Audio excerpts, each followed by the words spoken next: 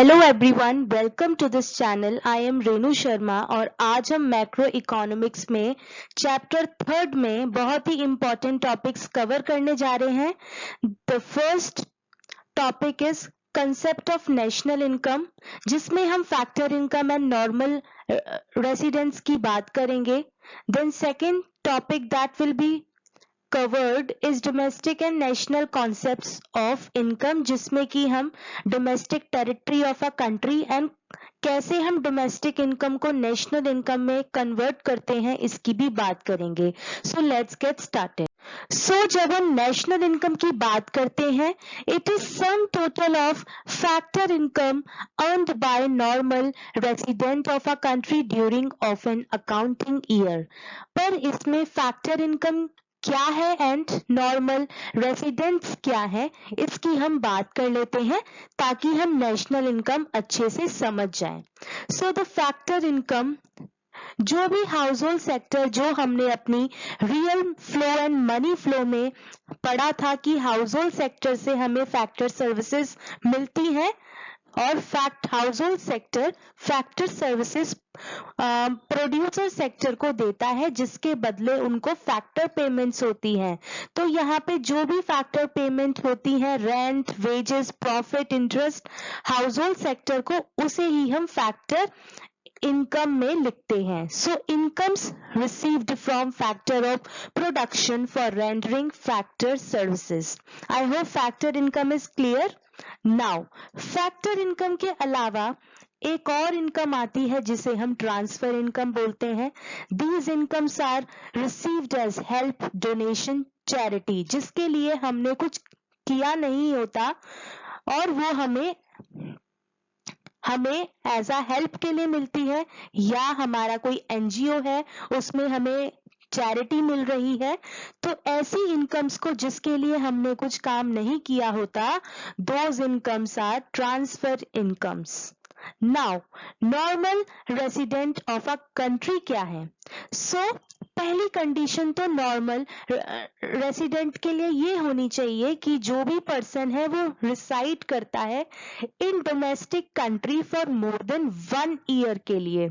Second condition है कि उसका जो भी काम है उसका इकोनॉमिक इंटरेस्ट डोमेस्टिक कंट्री में ही लाई करना चाहिए, तभी उस पर्सन को हम नॉर्मल रेसिडेंट बोलेंगे। मीन्स जो पर्सन हमारे डोमेस्टिक कंट्री में ही 1 साल से ज्यादा रह रहा हो। दूसरी कंडीशन, उसका काम भी, उसका जो भी है इकोनॉमिक इंटरेस्ट वो भी हमारी डोमेस्टिक कंट्री में है। So that person then only will be called as normal resident of a country। जब हम नेशनल इनकम कैलकुलेट करते हैं तो हम डोमेस्टिक टेरिटरी की बात करते हैं। आखिर ये है क्या? It is area with in the political boundaries of a country. तो चलिए इसे एग्जाम्पल से समझते हैं। डोमेस्टिक टेरिटरी में हमारी बहुत सी चीजें आती हैं जो कि इंटरनेशनल वाटर्स एंड एयर, मतलब कि जो सबके लिए है, specific areas of international waters and air, जैसे सीज हो गया, ओशन हो गया, स्काई हो गया। सेकेंड है शिप्स, एयरक्राफ्ट, हमारी डोमेस्टिक कंट्री के या फिर फॉरेन कंट्री के हमारी डोमेस्टिक टेरिटरी में, इनको भी हम इंक्लूड करते हैं।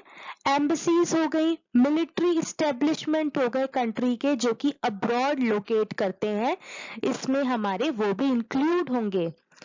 And the fourth is fishing vessels, floating platforms operated by resident of a country in international waters, मतलब कि जो भी सी में जितनी भी चीजें होंगी, चाहे फिशिंग वेसल्स हो या फिर फ्लोटिंग प्लेटफॉर्म हो, बट शर्त ये है इंटरनेशनल वाटर में, बट शर्त ये है कि हमारे ही कंट्री के एक पर्सन ने उसे ऑपरेट की होंगी, तो ही वो डोमेस्टिक टेरिटरी में इंक्लूड होंगी। तो एक्सक्लूड क्या होता है? सो एक्सक्लूड होता है embassies, military establishment of foreign country in domestic country, हमारी कंट्री में फॉरेन कंट्रीज की एम्बेसीज या मिलिट्री इस्टेब्लिशमेंट्स हैं। सेकेंड होता है इंटरनेशनल ऑर्गेनाइजेशन, यूएनओ, डब्ल्यूएचओ, जो कि लोकेटेड होती हैं with in geographical boundaries of domestic countries, तो ये चीजें एक्सक्लूड होती हैं। नाउ एग्जाम्पल्स क्या है जो हम अपनी डोमेस्टिक टेरिटरी में इंक्लूड करेंगे, that is Microsoft office in India, the Indian embassy in USA, air India between Russia and India, boats of Indian fishermen in Indian Ocean.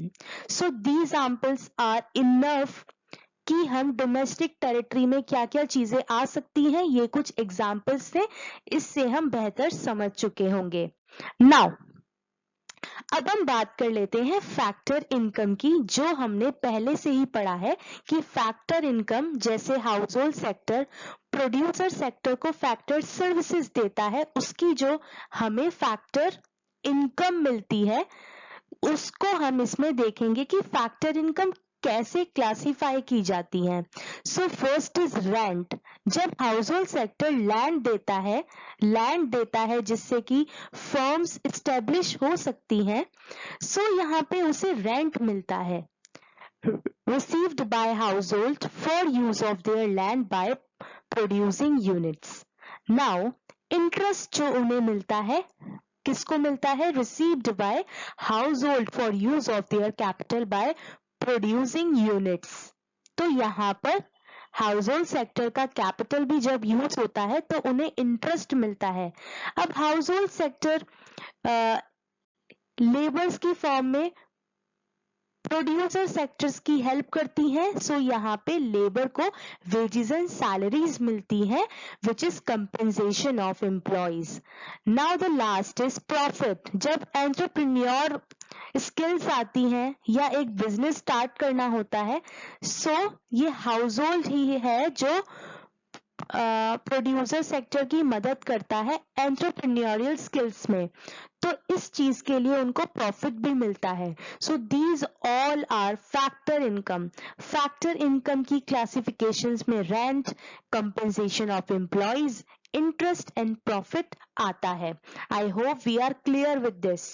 Now next topic हम अब बात करने जा रहे हैं फैक्टर इनकम्स जब डोमेस्टिक टेरिटरी में earn की जाती हैं बाय नॉर्मल रेसिडेंट या फिर जो रेसिडेंट ना हो और non resident of a country, तो इस इनकम को बोलते हैं डोमेस्टिक इनकम या फिर डोमेस्टिक प्रोडक्ट, जिसे हम एनडीपी एफसीबी बोलते हैं। I hope you are clear now. जब हमारी फैक्टर इनकम अर्न होती है by normal resident within the domestic territory और in rest of the world, जो भी फैक्टर इनकम अर्न होती है नॉर्मल रेसिडेंट द्वारा, चाहे वो हमारी कंट्री में हो या फिर कहीं भी अब्रॉड उसने कमाया हो, वो इनकम की जब हम बात करते हैं तो इसे बोलते हैं नेशनल इनकम या नेशनल प्रोडक्ट, जिसे हम एनएनपी-एफसीबी बोलते हैं। I hope you are clear. जब हम डोमेस्टिक इनकम में, अब नेशनल इनकम हमारा कैसे आया? डोमेस्टिक इनकम में जब हम factor income earned by our resident from abroad, जो भी हमारे यहाँ का रेसिडेंट है वो अब्रॉड से कमाकर लाया हो, माइनस करते हैं जो भी नॉन रेसिडेंट है वो हमारे देश में कमाकर बाहर लेके जा रहा है, उसको बोलते हैं net factor income from abroad. जब हम इसे डोमेस्टिक इनकम में प्लस करते हैं then we get national income. I hope you are clear. Domestic income में हमारा net factor income from abroad plus हो जाता है, जिसका फॉर्मूला सिंपल ये है, factor income earned by our resident from abroad minus factor income earned by non-resident to abroad.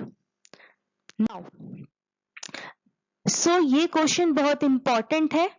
This can come in your exam. Differentiate domestic income and national income.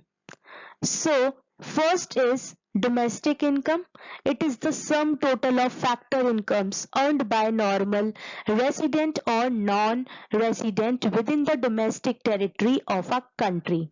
चाहे normal resident इसे earn कर रहा है या फिर non resident ही क्यों ना earn कर रहा हो फैक्टर इनकम को, that factor income is called domestic income. National income, it is sum total of factor incomes earned by normal resident ही है जो कि factor income को earn कर रहा है, चाहे वो हमारी domestic territory में हो या फिर rest of the world हो, उसे national income कहा जाता है. Now it does not include net factor income from abroad, but हम जब national income करते हैं so it includes net factor income from abroad. I hope this question is clear to you along with answer. Thank you for watching this video. Subscribe my channel if you are new. Like this video and share it to your friends.